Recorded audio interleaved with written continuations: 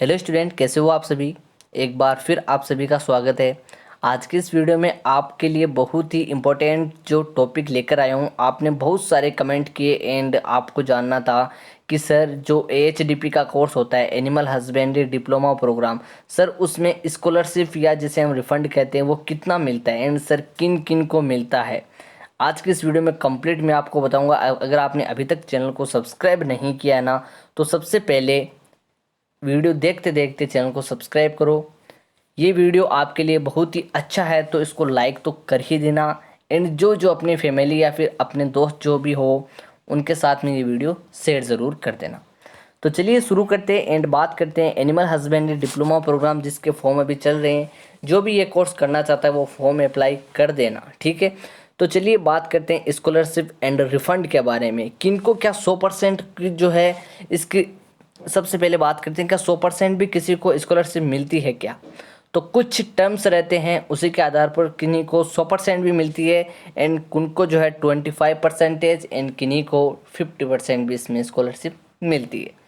तो चलिए मैं आपको बता देता हूँ स्कॉलरशिप स्टूडेंट इसमें आपको किस प्रकार मिलती है। जब आप इसमें काउंसलिंग करवाते हो, ठीक है, जब आप इसमें काउंसलिंग करवा लेते हो तो काउंसलिंग करवाने के बाद में आपको उसी टाइम जो है आपको फ़ी भी जमा करवानी होती है। गवर्नमेंट में आप सभी को पता है जो इंस्टीट्यूट है गवर्नमेंट के, उनमें जो है लगभग जो है 40,000 से 50,000 के बीच में फ़ी है। तो आपको जो है इनमें से कितनी जो है स्कॉलरशिप मिल जाती है वापस। क्या दोनों, आप सभी को पता है 2 ईयर का डिप्लोमा होता है, तो क्या फर्स्ट ईयर में मिलती है तो क्या सेकंड ईयर में नहीं मिलेगी, या फिर जो है सेकंड ईयर में मिलेगी तो क्या फर्स्ट ईयर में नहीं मिलेगी। देखिए स्टूडेंट, इसमें कई बार क्या होता है, अगर आपको फर्स्ट ईयर में कई टर्म होते हैं जो कि अलग अलग कॉलेजों के अलग अलग होती है। किन्हीं कॉलेजों में स्कॉलरशिप दी जाती है लेकिन किन्हीं कॉलेजों में जो है, जो प्राइवेट इंस्टीट्यूट की बात करता हूँ, तो उनमें स्कॉलरशिप भी आपको नहीं दी जाएगी। कई ऐसे कॉलेज है जिनमें आपको फर्स्ट ईयर में तो फॉर्म लगवाते हैं लेकिन सेकेंड ईयर में अगर वो फर्स्ट ईयर में आपको स्कॉलरशिप मिल जाए 100% का, मान लो कि आपको अगर 25% अगर आपको मिल जाती है तो फिर आपको फिर सेकेंड ईयर में स्कॉलरशिप नहीं मिलेगी। एंड स्टूडेंट, गवर्नमेंट कॉलेज की बात कर लेते हैं सबसे पहले कि गवर्नमेंट कॉलेज में स्कॉलरशिप कितनी मिलती है। स्टूडेंट, जो गवर्नमेंट में आपको स्कॉलरशिप की बात करूं या फिर रिफंड की बात करूं, तो अगर आपके अच्छे परसेंटेज तो आपको गवर्नमेंट कॉलेज मिलेगी। उसमें मान लो कि आपने 40,000 रुपये जो है फ़ी के जमा करवाए, तो उसके बाद में आप सभी को पता है कि स्कॉलरशिप के फॉर्म जो है कॉलेज के द्वारा या फिर खुद भी आप जो है ई-मित्रा की सहायता से इसको फॉर्म फिल कर सकते हो। स्टूडेंट, अब मेरे पास में बहुत सारे कमेंट आते हैं कि सर मैं जो है एपीएल श्रेणी से हूँ या फिर सर मैं जो है बीपीएल श्रेणी से हूँ। सर देखिए, जो बीपीएल है, बिलोंग पुअर लाइन, यानी जो बीपीएल वाले होते हैं उनको तो स्कॉलरशिप 100% मिलती है। 100% का मतलब होगा स्टूडेंट कि उनको तो मिलेगी।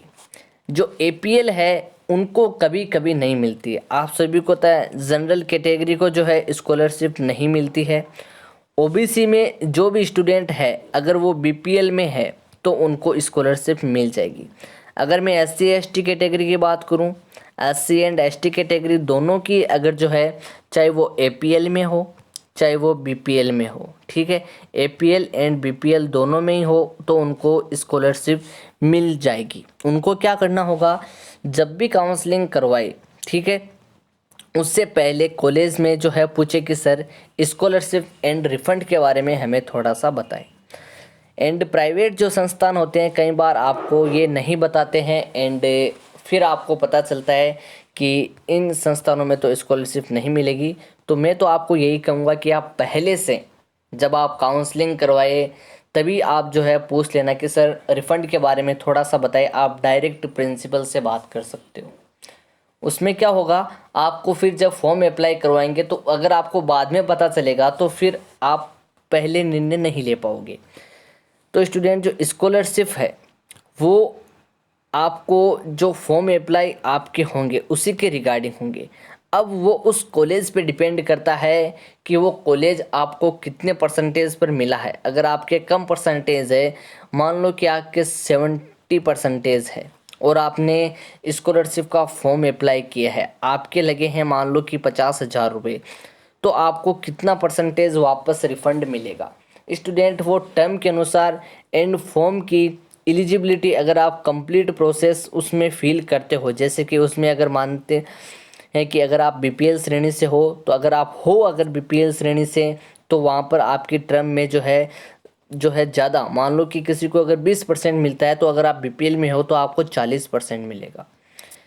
एंड कई जो एपीएल श्रेणी के होते हैं उनको भी जो है कई बार स्कॉलरशिप मिलती है एंड कई बार नहीं भी मिलती है। तो स्टूडेंट ये वीडियो में आपके लिए इसीलिए लेकर आया क्योंकि काफ़ी स्टूडेंट को जानना था एंड उनको ये भी पता नहीं है कि सर अगर रिफ़ंड मिलता है तो क्या कॉलेज के टाइम ही हमें वो दे देते हैं या फिर बाद में देते हैं। स्टूडेंट कॉलेज के टाइम नहीं, उस समय तो आपको कंप्लीट फीस जमा करवानी होती है, लेकिन बाद में जब फॉर्म फिल होते हैं तब आपको कुछ पैसा वापस रिफ़ंड हो जाता है।